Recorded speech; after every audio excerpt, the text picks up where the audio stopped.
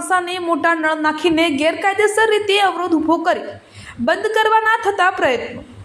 આ અંગે મળતી માહિતી અનુસાર ડેમોલ ગામમાં ગાયકવાડી સરકારના વખતથી આવેલ કાંસાને કોઈ અજાણ્યા ઈસમો દ્વારા નળ નાખીને પૂરવાનું કામ કરતા હોય, જે અંગે ગામના જાગૃત નાગરિકો દ્વારા કલેક્ટરશ્રીને આવેદનપત્ર આપવામાં આવ્યું હતું અને તેની નિષ્પક્ષ તપાસ કરવાની માંગણી કરી હતી।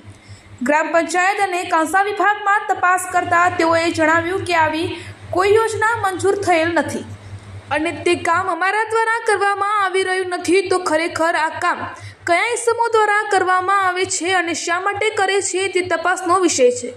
વધુમાં ગ્રામજનોના જણાવ્યા અનુસાર થલેડી, ચાંગા અને રામોલ સીમ વિસ્તારનું પાણી આ તળાવમાં આવે છે અને ચોમાસામાં તળાવ ઓવરફ્લો પણ થઈ જાય છે, જેથી કાંસા હોવાના કારણે વધારાનું પાણી નીકળી જતું હોય।